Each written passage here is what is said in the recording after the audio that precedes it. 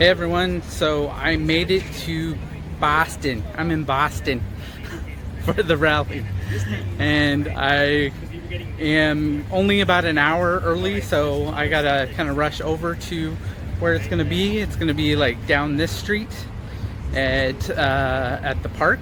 So anyway, I am on my way to the Andrew Yang rally. Come along with me. Bye. Hi everyone, so in Boston, and there's this moment when you realize that you're not early, but you're late. And that's my moment here, so let me see here. Let me turn around and get what's going on. Here, check this out. Quick thing, security thing I need to ask everybody. The crowd. Anybody that is back in this area or in this area. This is the merch table. And the awesome Yang volunteers. Keep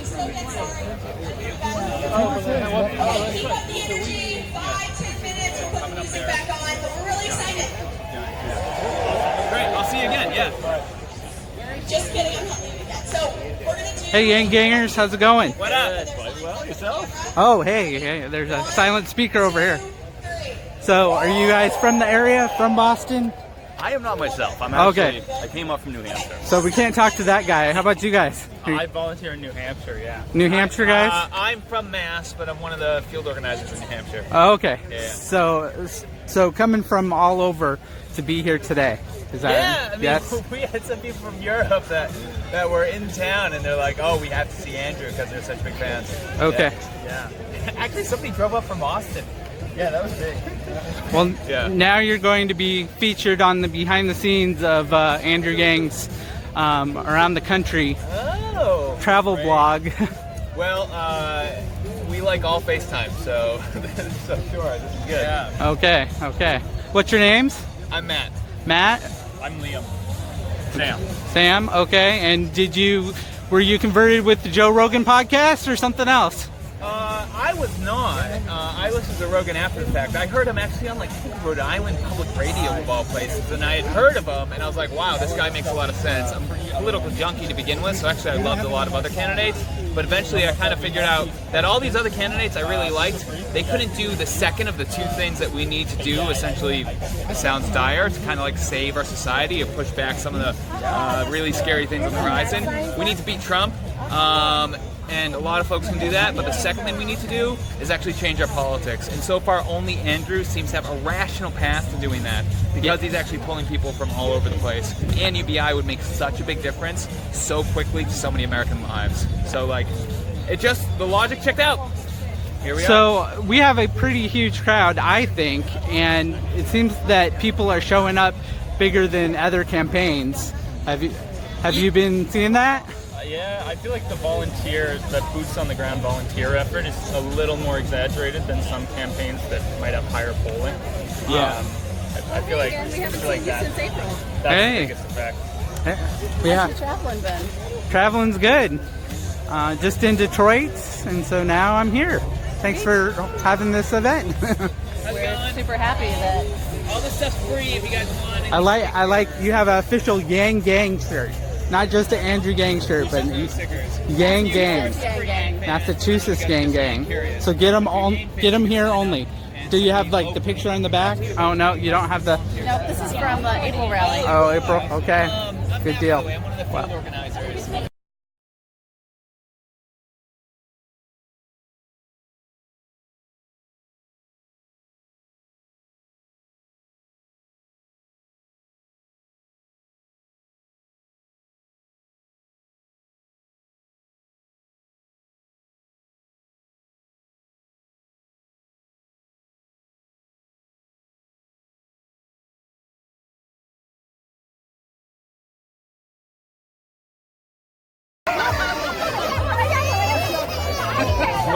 Whoa.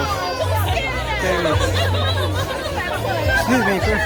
So what's with the dinosaur? Is it you're going extinct? I thought it'd be like a good thing for the kids and stuff. Oh, Like, okay. kids I like wave thought saying you were hi. trying to say that our jobs are going extinct just like the dinosaurs. I'm not. Is that- The problem is it's hard to communicate. Otherwise, I would have a whole speech about that. Okay, are you? So you are a Yang fan? I am a Yang fan. Okay. Yang fan. Okay, awesome. Okay, yeah, I can totally see it. It needs to be on the dinosaur, the Yang hat. Yeah, no, it's like right there. Oh, I see. It is on the dinosaur. Oh my gosh. Very tall, though. The dinosaur's very tall. I thought you meant like actually on your head. That is cool.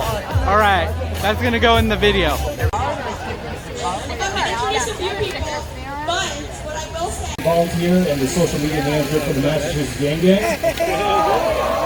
I'm going to tell you my Andrew Yang story on how I found out about him and joined the Yang Gang, but I want to ask you all something first. I want you to raise your hand if you consider yourself part of the Yang Gang. It's okay if anyone didn't raise their hand. The Yang Gang is not judged. We're not a very good part of the gang.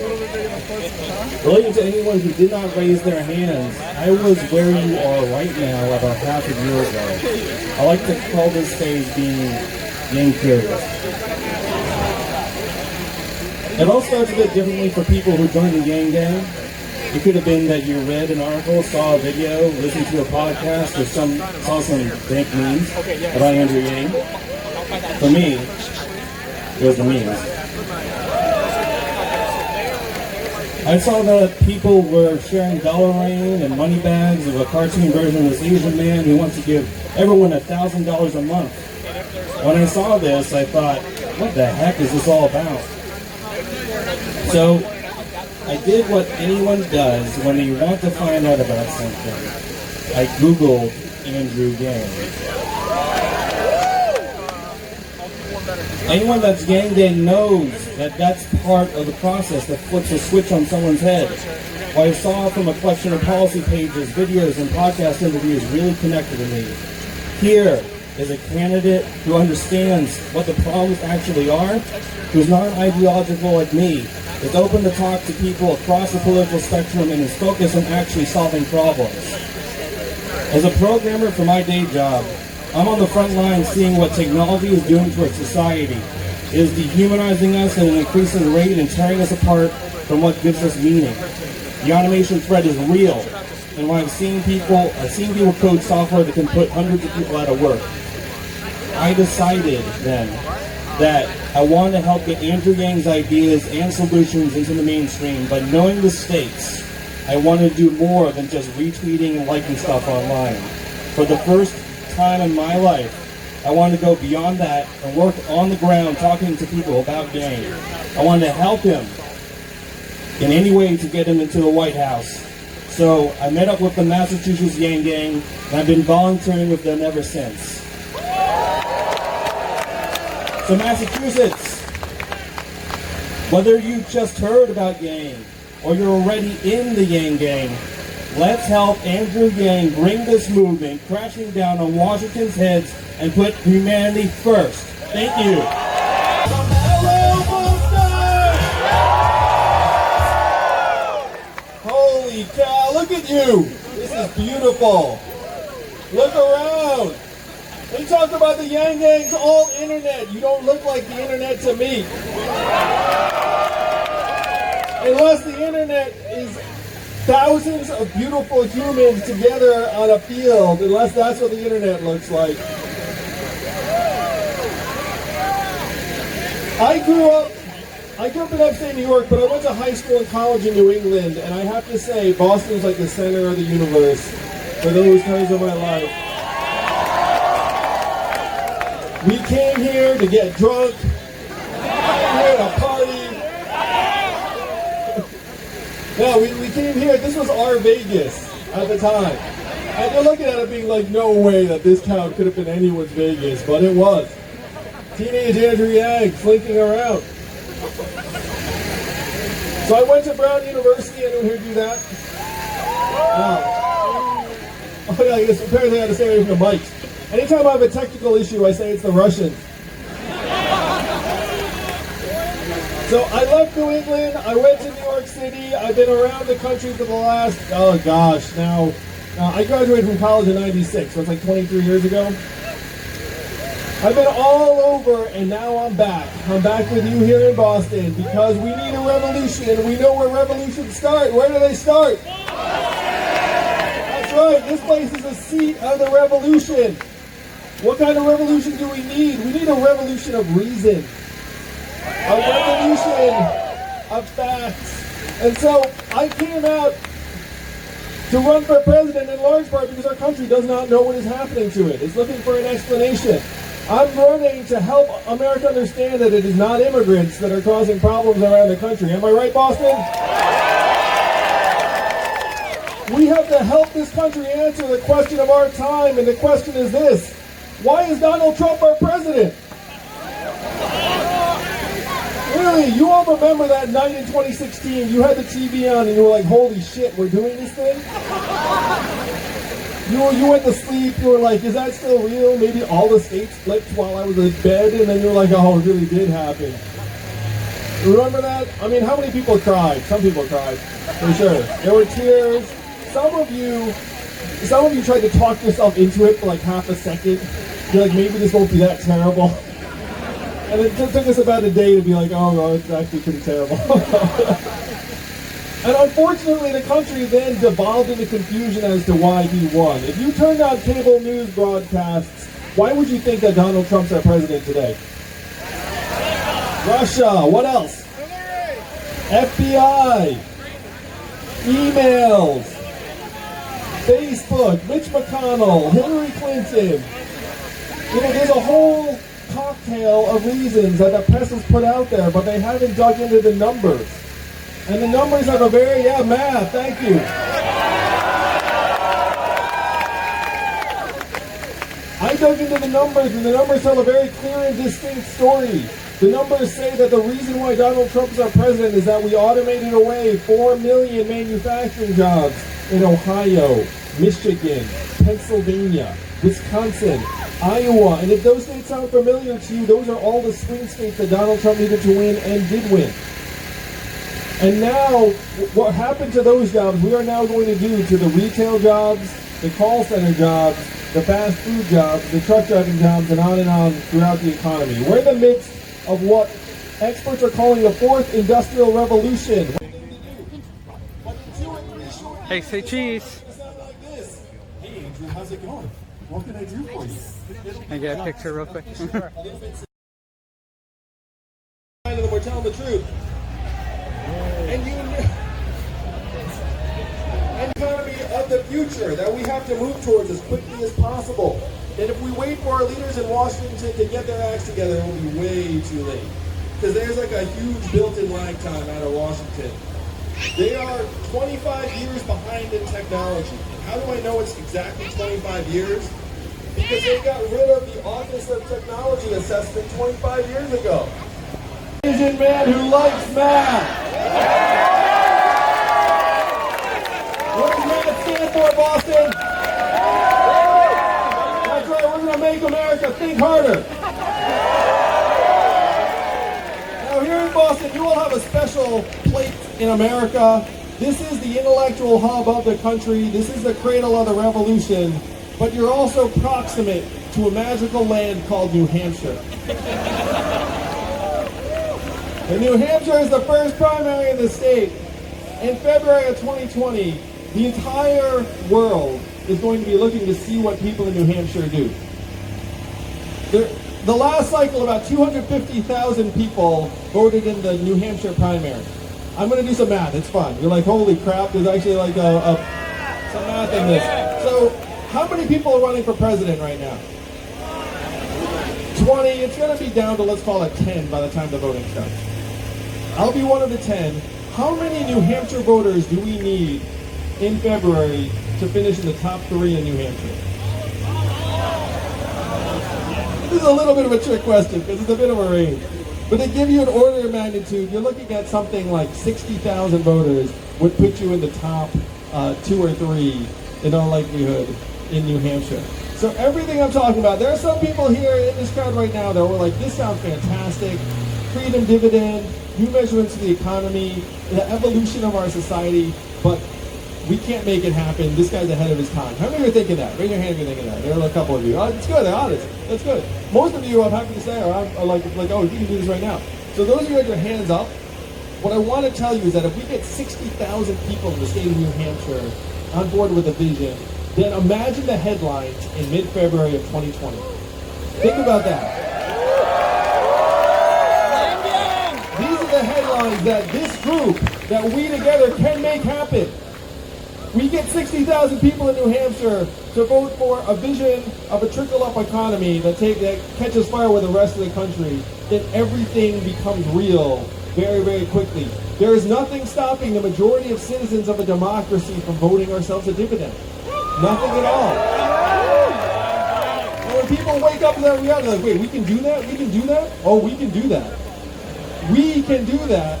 And then we're going to let the folks in New Hampshire know that we can do that. And then when they plant that flag, the entire country is going to say, what just happened? Andrew Yang just beat who? What? The guy I saw on the TV who wanted to give me $1,000 a month? We can actually have that guy win and get that across the finish line? And that is the possibility. This is the revolution. You all are the lever. The people in New Hampshire are the lever. And you don't need much. You don't need much of a lever to move the mountain. Because this democracy is ours. It's still ours for the taking. We have to take it back, unfortunately. Someone said we're running against the illusion of power, and that's true. I have been there. I've been with the leaders of our society on the biggest stages, in the machinery that's meant to run our country. And I will tell you all, point blank, it is worse than you think. You think it's like, oh, things are going badly. Oh, they're going really bad. And you get into the guts of the machine, and it does not look any better. It's going to have to be us, but we're up for it. Are you up for it, Boston? This is the group, this is the tribe that's going to take this vision to the rest of the country.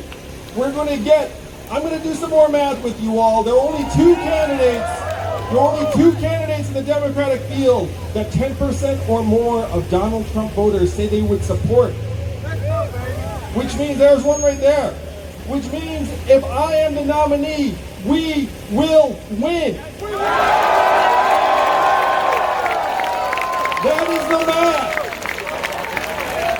If you look at the people who are prognosticating, making predictions, they say if Andrew Yang is the nominee, the Democrats win, hands down. They've looked at the data, they've looked at the polls, they've looked at the studies. I am peeling off tens of thousands of disaffected Donald Trump voters, of libertarians, some here, of independents.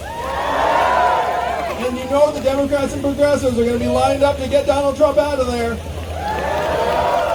We can build a much broader coalition to win this whole thing in 2020 and show the country that it is not left, it is not right, it is forward. Let's go, Boston, let's go. Thank you, Boston, let's go. Let's go for this thing.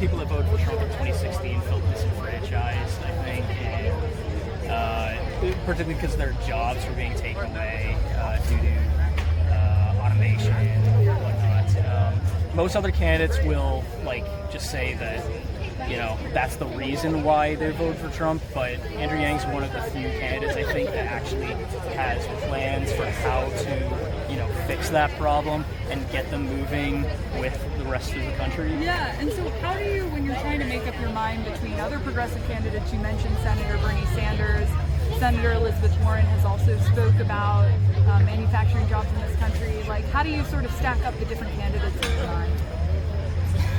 I know it's hard, it's a discerning process, right?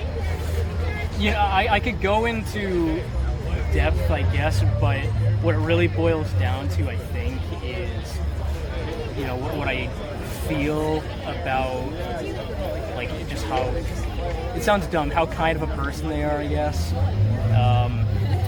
I think he comes off as real, and he comes off as a man of the people, in a way that someone like Elizabeth Warren might not in some cases. So it's not really, that calculated of a decision, but it's kind of going with your gut, I guess. Now the crowd is following Andrew through the park to his security vehicle